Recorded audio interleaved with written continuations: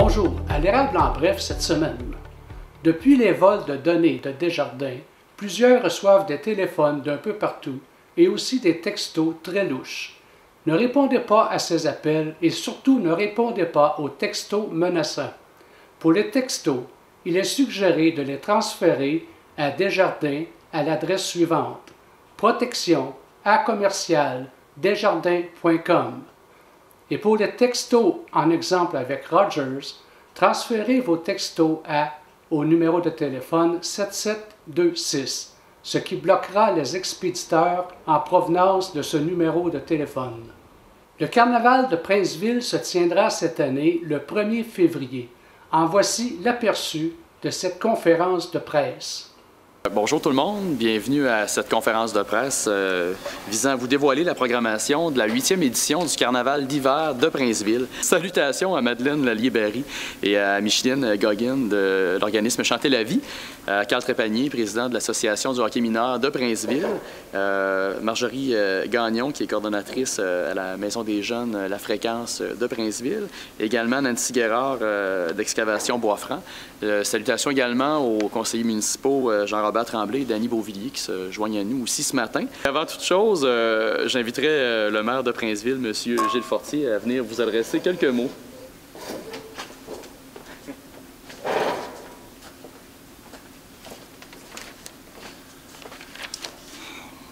Mesdames et messieurs, c'est avec plaisir que je vous souhaite la bienvenue à cette conférence de presse visant à dévoiler la programmation de la 8e édition du Carnaval d'hiver. Déjà 8 ans ont passé depuis la toute première édition. Cet événement qui a su plaire dès le départ aux citoyens et aux citoyennes de Princeville. Petit à petit, le Carnaval d'hiver a évolué et je suis persuadé que la formule et les nouveautés proposées en 2020 seront accueillies avec enthousiasme par la population. Dorénavant, c'est maintenant au début du mois de février que nous tiendrons notre Carnaval d'hiver.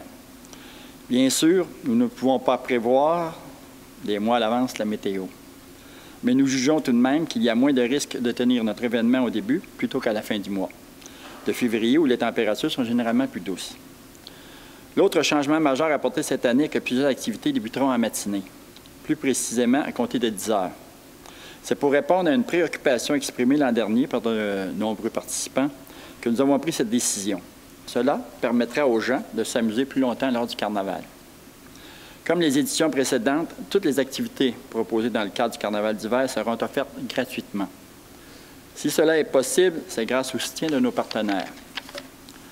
Au nom de tous les membres du conseil municipal, je tiens à remercier Excavation Boisfranc, Home Hardware, Euphonie, Sonorisation, Garage Air Côté, le programme Santé globale de l'École Sainte-Marie, le député d'Arthabasca, M. Éric Lefebvre, et la Maison des jeunes à La Fréquence. Merci également aux bénévoles du Cercle d'infirmières qui s'occuperont du bar et à l'équipe de Chanter la vie qui sera présente à la cantine et pour servir des boissons chaudes. Les profits générés par la cantine et le bar seront entièrement remis aux organismes. Ce sera un plaisir d'accueillir toute la population de Princeville et même de l'extérieur au parc multisport pour l'occasion. Merci beaucoup. Comme M. le maire le mentionnait, parmi nos partenaires, on a la chance de compter sur le soutien du député d'Arthabasca, M. Éric Lefebvre. Et justement, aujourd'hui, on a avec nous Mme Manon Michel, qui est attachée politique pour M. le député. Donc, j'inviterai Mme Michel à venir prendre la parole quelques minutes. Alors, nous, c'est pas compliqué. Ça fait 3 ans qu'on participe à l'événement. Très fiers d'être partenaire de l'événement. Très contente d'y être encore cette année. Et je vous annonce officiellement que nous sommes très contents d'offrir le chocolat chaud encore cette année aux gens qui y seront. Alors, toute l'équipe aime à chaque année cette expérience. L'année passée, j'y étais pas. Et les gens étaient très contents ce matin qu'on fasse l'annonce puis qu'on soit présent encore cette année. Alors, on va être là pour réchauffer les gens avec notre chocolat chaud. Bien, effectivement, on souhaite à tout le monde et on souhaite à l'événement qu'on ait une température vraiment hivernale adéquate avec beaucoup de neige, de la belle neige. Quand il y a de la neige, il fait beau pour profiter au maximum des activités qui auront lieu à cette belle journée. Alors, tout simplement, merci à tous les partenaires et aux organisateurs et aux bénévoles qui seront sur place et je vous souhaite et on se souhaite un bon succès à tous. Merci. Donc maintenant, j'inviterai notre directeur des loisirs des sports, Étienne Couture, à venir vous parler plus en détail de la programmation de cette 8e édition. Bonjour tout le monde. Faisons le tour de la belle programmation. Donc, cette année, patinage musical sur notre nouvel anneau de glace. On a bâti cet été un nouvel anneau de glace autour du terrain de tennis. Donc, on va pouvoir l'utiliser au carnaval d'hiver si la température nous le permet, bien sûr. Un retour de la zone Mont-à-Pic qui est vraiment extraordinaire. Là. Je pense que c'est ce qui fait un peu la différence de notre carnaval avec celui des autres. C'est vraiment un carnaval hivernal où on fait des activités hivernales. On ne fait aucune activité qu'on pourrait faire en été dans notre carnaval. C'est ce qui fait notre fierté. Donc, zone du Mont-à-Pic, on peut essayer des skis avec des moniteurs agréés. C'est parfait pour les enfants qui débutent ou qui veulent poursuivre un peu le ski. Et bien, les glissades sur tube, c'est grâce beaucoup à la collaboration du Mont-à-Pic qui se déplacent ici avec leur BR, grâce à Excavation Bois-Franc, bien sûr. Et c'est surveillé ça par le programme Santé Globale. On essaie d'impliquer le plus possible les programmes scolaires avec nous et les jeunes de la communauté dans le bénévolat. Ensuite, le retour du derby de chevaux amical. Sinon, les tours de traîneau à chiens, de traîneau à chevaux et les tours de poney, qui cette année vont être encore de 14h à 17h. Donc, toute la programmation commence à 10h, sauf les 3 choses que je viens de vous nommer là, qui vont être de 14h à 17h. Sinon, la glissade sur tube, j'en ai parlé, la randonnée de raquettes avec un prêt de raquettes gratuit, le jeu de quilles géant, qui est une exclusivité dans notre carnaval, le retour des VTT électriques, et un feu de joie toute la journée pour se réchauffer. Donc, c'est ce qui fait le tour de notre programmation. Puis, je laisse notre belle nouveauté à mon ami Frédéric vous dévoiler ça. Merci. Moi, je vous annonce cette année notre nouveauté. On fait appel au hockey mineur. On voulait faire une classique hivernale, un peu comme la Ligue nationale le font, mais miniature, bien sûr. On fait appel à tous nos jeunes joueurs de 4 et 5 ans, donc les jeunes joueurs MAG, à venir jouer 2 parties avec nous tout au long de la journée. Donc, on commence à 10 h. Les jeunes joueurs ont 45 minutes pour jouer leur première partie. Ensuite, c'est très le fun parce qu'on va les voyager en motoneige avec un trailer en arrière. Là. Les jeunes joueurs vont pouvoir s'asseoir dedans. Ils vont partir de la patinoire, ils vont retourner au pavillon central pour se réchauffer, prendre une petite collation entre les 2 matchs. Et puis, c'est ça, on est très heureux que le hockey mineur s'associe avec nous pour cette nouveauté qui est la classique hivernale pour les petits mags. Merci beaucoup. J'avais oublié de mentionner qu'on a 6 équipes qui vont participer. Donc, oui, ça commence à 10 h, puis ils ont une pause environ de 1 h à 2 h. Pendant leur pause, soit qu'ils peuvent rester dans le pavillon ou ils peuvent aller jouer là, à l'extérieur. Généralement, chaque année, en termes de visiteurs, ça se ressemble depuis quelques éditions. C'est pas mal autour de 1500 à peu près. On ne fait aucun profit, on dépense l'argent qu'on a. Oui, absolument. Étant donné que c'est une activité gratuite, il n'y a pas de revenus à cette activité-là. Les profits sont faits par les organismes communautaires, par exemple. Eux font peut-être 3 000 $ de profit à 2. Là. Puis on remet ça dans les organismes. Ça sert à faire des activités avec les jeunes, Chanter la vie, par exemple. Ils font des activités grâce à ça. Le Cercle des fermières, la même chose. Fait que ça rajoute du dynamisme dans la communauté, tout simplement. Donc, merci tout le monde, puis on va se souhaiter un beau carnaval le 1er février. Cool. Merci.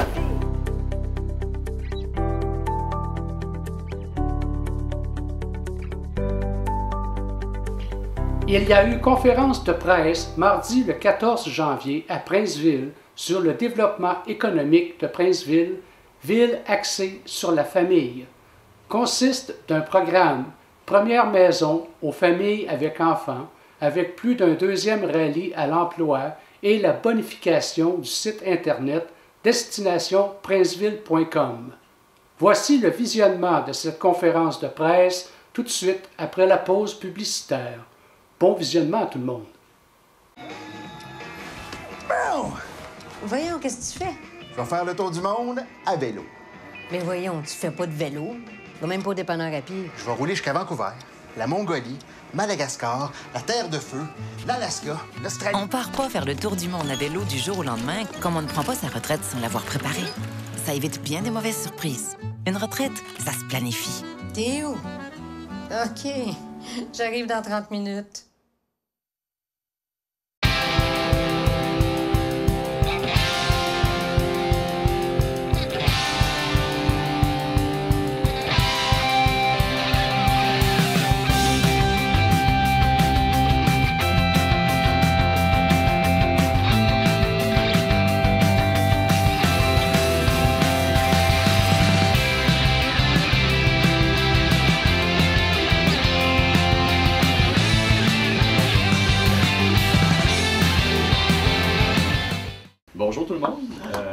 d'abord, merci d'être présente à cette conférence de presse. Conférence de presse qui devrait durer environ 20 minutes à peu près, si on est fidèle à nos habitudes. Habituellement, on fait quand même de bons sommaires. Avant toute chose, j'aimerais souligner la présence de nos divers partenaires aujourd'hui. Donc, tout d'abord, salutations à Mme Manon Ayotte, directrice développement de marché pour la Caisse des Jardins de l'Érable. Également, Mme Nathalie Desjardins, commissaire industriel, stratégie à l'investissement pour le développement économique de l'Érable. Également, Mme Anne Dussault, agente de régionalisation en diversité culturelle pour la MRC d'Arthabasca et la MRC de l'Érable. Et aussi, Mme Chantal Tourigny, agente de migration Place aux Jeunes, donc pour Impact Emploi de l'Érable. Donc, merci, mesdames, d'être avec nous aujourd'hui. La conférence aujourd'hui va se dérouler en 3 temps. Tout d'abord, il va y avoir une allocution du maire de Princeville, M. Gilles Fortier. Ensuite, M. Chagnon, Laurier Chagnon, donc président développement économique Princeville. Il va vous parler aussi des différents projets à venir pour DEP. Et également M. Danny Beauvillier, qui est administrateur pour DEP, qui va vous présenter aussi quelques données intéressantes à la fin de la conférence. Donc, sans plus tarder, j'inviterai M. Fortier à prendre la parole. Bonjour. Pour Princeville, l'année 2020 a débuté avec deux excellentes nouvelles. Tout d'abord, nous avons appris que notre population a encore augmenté. Le décret de population 2020, paru récemment dans la Gazette officielle du Québec, indique que Princeville compte maintenant 6 230 citoyens. Il s'agit d'une augmentation de 29 habitants par rapport à l'an passé, et c'est notre 8e hausse de population consécutive. Si on remonte dans le temps, en 2013, notre population totalisait 5 722 habitants. C'est donc dire qu'il y a eu une augmentation de 508 habitants au cours des 7 dernières années. Parmi les facteurs qui expliquent cette augmentation, une part est sûrement attribuable au développement domiciliaire. La deuxième bonne nouvelle dont je souhaite parler aujourd'hui est l'atteinte d'un nouveau sommet au chapitre de la construction. Avec des investissements de 21,2 millions de dollars, nous pouvons parler de l'année 2019 comme étant à ce jour notre année record. Entre janvier et décembre 2019, il s'est construit 53 unités d'habitation sur notre territoire. Bien entendu, les membres du conseil municipal sont ravis de ces données. On ne peut qu'encourager les initiatives mises de l'avant par l'équipe de développement économique Princeville pour aider Princeville à poursuivre sur cette lancée. Par ailleurs, je cède la parole au président du DEP, Laurier Chagnon, qui pourra vous parler plus en détail de tous les projets à venir. Merci Gilles. Le développement économique Princeville a donné nombreux projets pour 2020. Dont le programme d'accès à la propriété Avantage Princeville qui est reconduit jusqu'en 2023. En plus du volet résidentiel qui offre plusieurs incitatifs financiers, nous maintiendrons aussi le volet qui s'adresse spécifiquement aux industries et au commerce. En nouveauté cette année, Développement économique Princeville propose un programme d'appui à l'acquisition résidentielle pour les jeunes familles. Le programme Première Maison s'adresse aux familles avec de jeunes enfants qui souhaitent faire l'acquisition d'une première résidence, qu'elle soit neuve ou usagée, sur le territoire de Princeville. Les objectifs visés par le programme sont d'encourager l'établissement de nouvelles familles sur le territoire princeville-ouest, de soutenir la croissance démographique de Princeville et de favoriser l'attraction de main-d'œuvre pour les entreprises de Princeville. Grâce au programme Première Maison, les familles admissibles pourront profiter du remboursement des droits de mutation, et ce jusqu'à un montant maximum de 1 500 $. Il sera possible de retrouver tous les détails en lien avec les différents programmes au cours des prochaines semaines sur le site web destinationprinceville.com. Tout en ciblant les familles par le biais de ces deux programmes, Développement économique Princeville entend soutenir à nouveau les entreprises du secteur manufacturier qui désirent recruter de la main-d'œuvre. Une deuxième édition du Rallye de l'emploi sera organisée l'automne prochain. On se souvient que la première édition, tenue le 26 octobre dernier, a compté sur la participation de 15 entreprises. Cette journée de visite guidée dans les entreprises participantes a entraîné la création directe de 17 emplois sur notre territoire, et ce sans compter les emplois subséquents. À la lumière du taux de satisfaction exprimé par les entreprises et en fonction des commentaires et suggestions reçus par les partenaires impliqués dans le projet, nous amorcerons bientôt la planification de la deuxième édition. Une rencontre aura donc lieu prochainement avec les différents partenaires, soit avec Accès Travail, Impact Emploi de l'Érable, Développement économique d'Érable et le Centre local d'emploi. Toujours en 2020, Développement économique misera sur divers outils afin de promouvoir son image de marque Destination Princeville. Dévoilée l'an dernier au même moment que le site web destinationprinceville.com, cette image de marque s'articule autour de 5 axes de communication. Ta famille, ta maison, ton emploi, ta qualité de vie et tes activités. Le site destinationprinceville.com a été conçu en fonction de ces thèmes et sera bonifié au cours des prochaines semaines. Le contenu sera revu et amélioré, notamment pour mieux répondre aux besoins des personnes immigrantes qui sont à la recherche d'un emploi.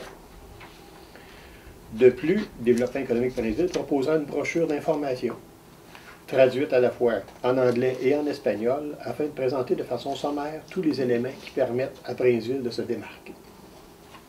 Diverses campagnes publicitaires seront aussi prévues tout au long de l'année sur les médias sociaux et dans les médias traditionnels.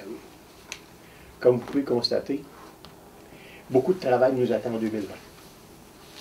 Nous puisons notre motivation à voir la belle évolution poursuivie par Princeville depuis de nombreuses années déjà. Donc, je vais laisser la parole à mon ami Danny qui nous a préparé quelques tableaux qui illustrent bien la progression qu'on a eue au fil des ans. À toi, Danny. Merci Laurier, bonjour tout le monde. Alors, je vous invite à regarder le premier tableau. Alors, comme l'a dit M. le maire au début de la conférence de presse, l'année 2019 a permis à Princeville de franchir le cap des 21 millions de dollars en termes d'investissement. Quand on observe les données cumulées par le service d'urbanisme de la Ville au cours des 10 dernières années, on remarque que les investissements ont totalisé 154 millions pour la dernière décennie. Si on recule de quelques années, 2012 nous avait permis d'établir un nouveau record à 13,5 millions. 2013, les retombées de l'industrie de la construction franchissaient pour la première fois le cap des 15 millions, nouveau record. 2015, le record était porté à 18,6 millions. 3 ans plus tard, soit en 2018, nous battions encore notre record pour atteindre 20,5 millions. Bref, au cours des 8 dernières années, les investissements ont atteint de nouveaux sommets à 5 reprises. C'est assez exceptionnel. Pour la période 2020-2023, l'objectif de DEP est de soutenir les investissements pour qu'ils totalisent 60 millions d'ici 4 ans. Alors, il faudrait en moyenne compter sur des investissements de 15 millions annuellement pour y arriver. Alors, si on regarde l'historique des 10 dernières années, nous sommes vraiment confiants d'y arriver. Monsieur le maire l'a mentionné au début du point de presse, pas moins de 53 unités résidentielles ont été construites à Princeville au cours de l'année 2019. En 10 ans, ce sont donc 433 unités d'habitation qui sont apparues sur notre territoire. Ça aussi, c'est assez exceptionnel. L'équipe de DEP avait annoncé l'an dernier qu'elle souhaitait la construction de 160 unités d'habitation pour la période 2019-2023. Les 53 unités enregistrées en 2019 dépassent largement la moyenne des 40 unités prévues par année pour atteindre l'objectif. C'est donc là un signe encourageant que le secteur résidentiel est encore très fort pour l'industrie de la construction à Princeville. Monsieur le maire a également souligné la 8e hausse consécutive de notre population. Même si on bat des records d'investissement, au final, le succès du développement de Princeville et de nos entreprises passe par la croissance de notre population. C'est la croissance de notre population qui va permettre de soutenir le développement de nos entreprises et du même coup, c'est ce qui va nous permettre d'offrir des services de qualité à nos citoyens. Si on jette un petit coup d'œil sur l'évolution du nombre d'habitants à Princeville, l'équipe de DEP est confiante de voir la ville franchir le cap des 6500 citoyens en 2023.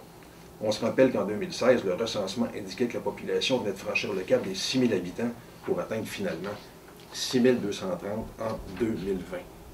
Donc, si on résume les objectifs de développement économique Princeville pour la période 2020-2023, nous voulons soutenir les investissements sur le territoire princevillois afin de générer 15 millions en investissement annuellement pour un total de 60 millions d'ici 2023. Nous voulons soutenir la construction domiciliaire à Princeville avec les programmes Avantage Princeville et Première Maison. L'objectif est de générer la construction de 40 nouvelles unités résidentielles annuellement pour un total de 160 nouvelles unités d'ici 2023. Tout ça devrait nous permettre de soutenir la croissance démographique afin d'atteindre et de dépasser le cap des 6500 habitants, toujours d'ici 2023.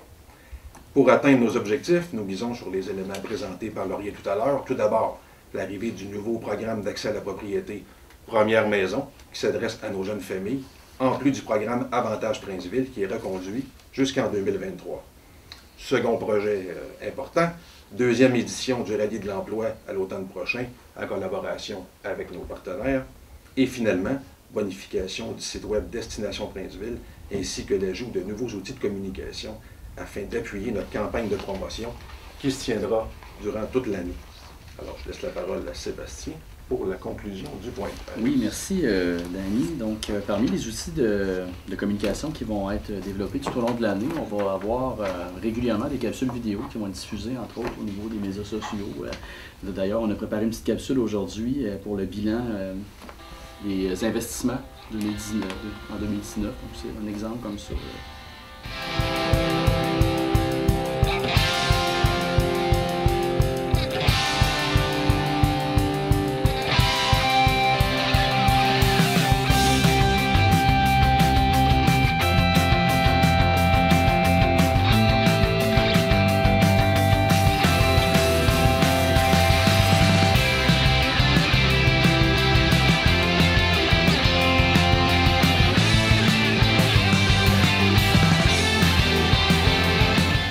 Des capsules qui vont nous permettre d'être présents tout au long de l'année, médias sociaux. Il va y en avoir aussi encore pour le rallye de l'emploi aussi, programme Première Maison éventuellement.